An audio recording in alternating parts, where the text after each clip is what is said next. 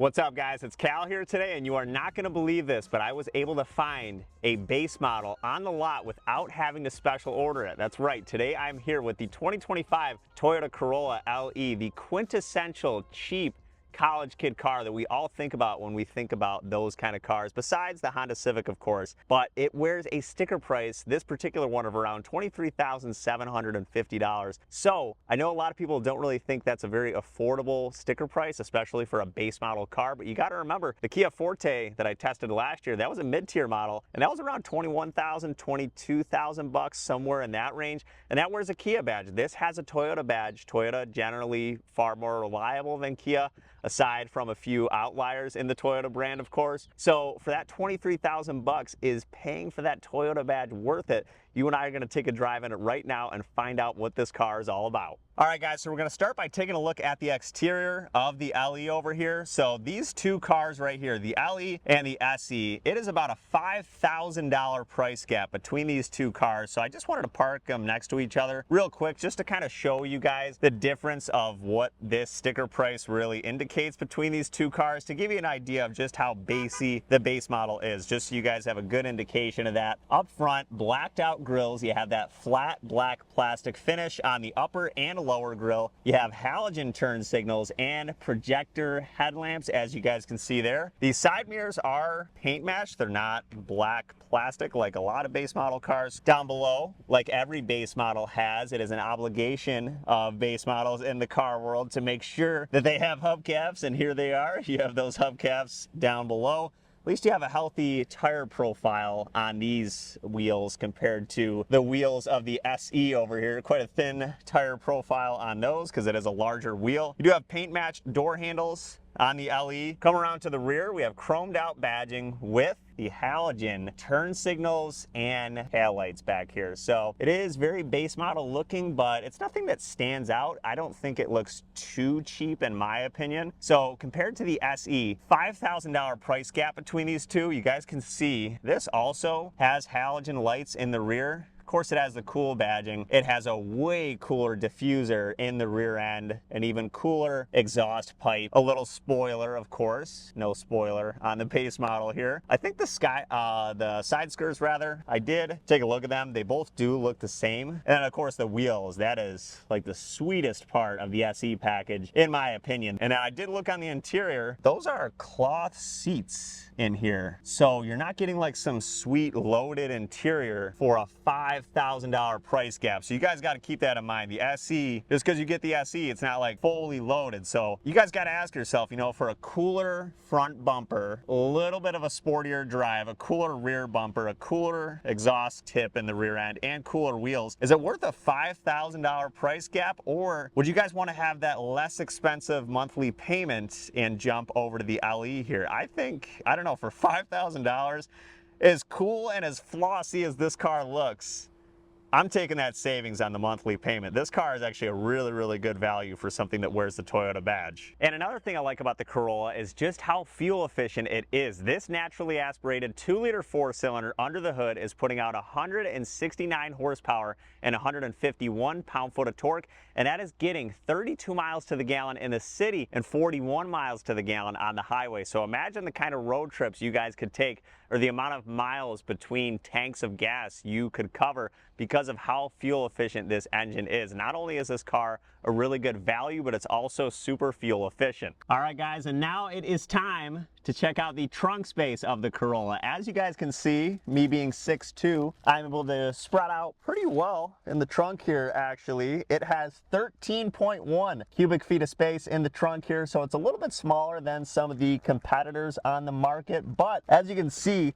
me being able to climb into the trunk here gives you a good indication that if you guys are gonna be taking like a weekend trip or buy a ton of groceries and put them in here, you guys should have absolutely no trouble with that in the Corolla. And as for backseat space here in the Corolla, we're gonna go ahead and climb into the back seat, and me at 6'2", I am able to sit behind myself in the position that I just had the front seat in. I will say this is the first back seat I've been in quite some time that does feel a little tight. It's not too small. Like I can definitely fit, but as you can see, like my knees are touching. However, I can still fit back here. And for a car in this class that is this size, that's pretty impressive. That's pretty good. So if you and 3 of your college buddies are trying to squeeze in here and take this on a weekend trip, you can definitely do that in the Corolla. And look, not a lot of small, inexpensive sedans think about this nowadays. I don't find this too often, believe it or not. So to have these chargers in the back seat here is actually pretty impressive. So props to Toyota for that, for thinking of the rear seat passengers. Now it is time to get into the front seat of the Corolla LE. As you guys can see, the base model key is the switchblade design. So pretty old school key, but you got everything you need there. Lock, unlock, you got the trunk open button. We're gonna hop in the driver's seat here, and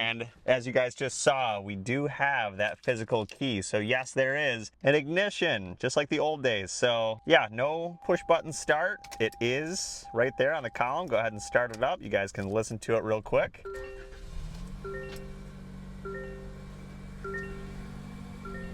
Not really too loud, not really too quiet either, nothing crazy, but did want to show you guys that it does not have the push button start, because I know so many of us are used to having that now. So it's pretty interesting to see a model with the physical key. And looking at the rest of the interior, you guys will see door panels are the same as the back seat. There's like a little cloth section here, hard plastics everywhere else, a little door pocket here, probably big enough for like a 12-ounce can of soda, or like a super small water bottle that's like really skinny will fit in there. So really not the biggest door pockets either, but it is a smaller car, so I don't really expect them to be.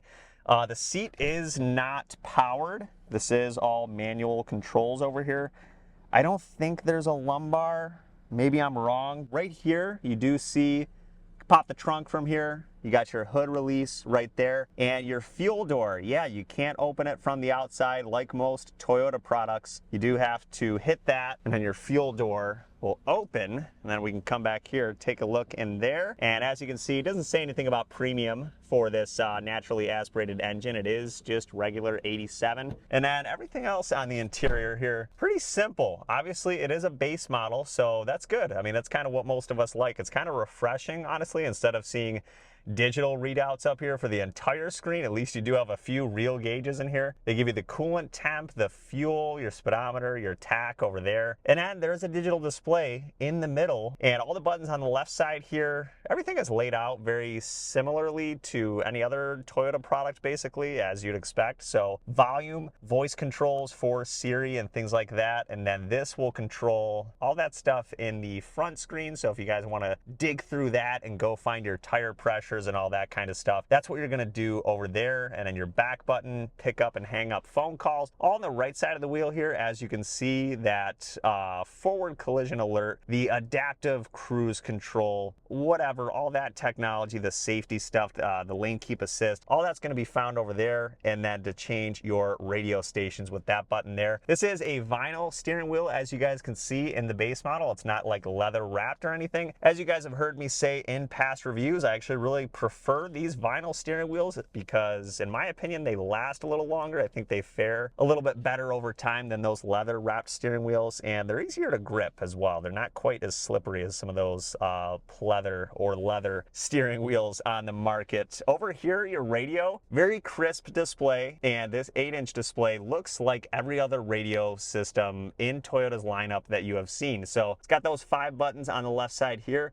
The navigation, I do want to say that you do have to pay for that. I think that's kind of in Toyota's connected services. Could be wrong, but I'm pretty sure you got to pay for that. As you can see, your radio over here, you do have Sirius in the base model. So it's not only AM and FM like some cars where you have to get a step up in trim or a step up in package in order to get Sirius radio. You have your phone calls, all your contacts, that stuff, all your vehicle information over there, any vehicle alerts that come up, and then your settings right there at the bottom. So very simple setup, very crispy to look at. I love Toyota's simple layout for that. And then your climate control is not a touch screen. I really like that they kept this a physical setup. So when I'm doing 60 or 70 miles an hour down the road, I don't have to worry about fiddling with a touchscreen to get to my climate control. So in the base model here, it is a sweet, just kind of old school setup. As you guys can see, dials for everything. and then buttons for everything. So really like to see that. Appreciate Toyota for throwing that in here for us. And then coming down into the center stack here, no kind of stupid little dials or anything going on like that. It is just a regular shifter, and it's got a good feeling going in and out of gear. Only thing is, when you do put it in reverse, yeah, not the best graphics. This is actually the same quality of the like $38,000 Toyota Prius that I reviewed last week. This has that same quality. It looks like a tube TV from the early 2000s, if you guys could tell those graphics over the video here. So not the best graphics on the backup cam. Cup holders down here, as you guys know. I always like to do the Yeti test. We have the 26-ounce Yeti tumbler here, and we're gonna toss that in, and wow, I'm actually pretty blown away. So if you're taking a left corner, right corner, hit the brakes, hit the gas, wow, that's crazy. It's not exactly sitting in there securely. So I'm sure a really crazy turn or some kind of bump maybe would fly it out of there, but I'm gonna say maybe not. Back one's a little bit smaller actually. Front one's a little bit larger for those bigger water bottles. So Stanley or whatever should fit in the front one pretty well. Have the park brake right there, and then the center storage here, not exactly too big. There's definitely no case of the Yeti fitting in there at all. So pretty small center storage, but the glove box over here, pretty big actually in there. So any storage that you're lacking in the center here, I think it will be made up for in the glove box. You might want to toss some stuff in there, or your side pockets over here, your door pockets. Is a charger in here, and another, what is that, a USB-C? Is that what that is? Yeah, okay. So you have that, those chargers in here with the tunnels to kind of run those cables out. So you have two chargers back there, one charger in here, and then another charger up here. So that's cool. All right, guys, out on the road in the 2025 Toyota Corolla LE here, and one thing I've noticed is that the isolation in the cabin here is very good. I just went over some railroad tracks that you guys saw there, and as you can see, the suspension took it super well. I basically barely felt those tracks, and the road noise in here is also very minimal. You know, I kind of would expect a little bit more road noise in a smaller car like this, but it is super quiet in here. For being a car that is this inexpensive, I definitely expected a little bit more road noise. So props to Toyota for that. I think the other thing I've noticed though is that the steering is definitely numb. I wish they could give it a little bit more feeling. Again, this is a pretty affordable car, so I'm not gonna be like the biggest critic in the world and say that this has to have excellent steering. Like that's just not 100% necessary in a car in this price bracket. So not a huge deal, but I did want to note it for some of you guys that would care. Time for a quick acceleration test in the Corolla LE. Let's see how that 169 horsepower does for us. Wow, I'm pleasantly surprised. I'm pleasantly surprised. This car is very zippy. If you guys are looking for this as a point A to point B car, this is going to be a very good choice for you. That acceleration is literally all you need. Like, that was super zippy. I just got up to speed in absolutely no time. So that 169 horsepower in the 2-liter 4-cylinder, no turbo, by the way, so that's another good thing for longevity, so that's really cool. And the CVT is not that annoying. As far as drive modes go, there's no way, at least that I know about, I haven't really dug into it, but I don't think in this base model here that there's any way to kind of switch through drive modes.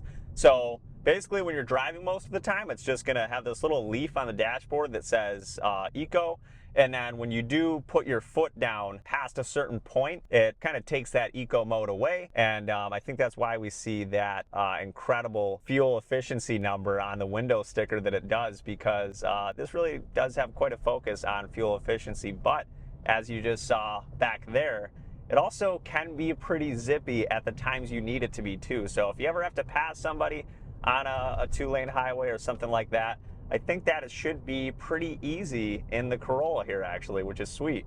All right guys, so to answer my question from the beginning, is the 2025 Toyota Corolla LE, the base model, worth that $23,000 or $24,000 sticker price? To me, the answer is 100% yes. Not only does this car not have a turbo under the hood, That's a really good thing for longevity, but also it has pretty fair interior space for a car in this segment. Also, that radio display, that 8-inch display, has sweet graphics. It doesn't look like a base model radio system. The trunk, as you guys saw, I climbed in, that has pretty good space back there too. Your window sticker, that MSRP, that price, super fair for something that wears the Toyota badge and is more than likely going to be super reliable for you over the course of how many years. And also that excellent fuel economy, 32 miles to the gallon in the city, 41 miles to the gallon on the highway. So you guys are going to save a lot of money at the pump with this as well, which is even more reason, aside from its affordable price point, to pick this car up. Before I let you guys go, I did want to go ahead and give my friends at Bob Johnson Toyota a shout out. Please check them out in the description down below. They do have a few Corollas on hand, like that SE that you guys saw earlier, as well as this LE. If you haven't already, like and subscribe, and I will see you on my next new car video.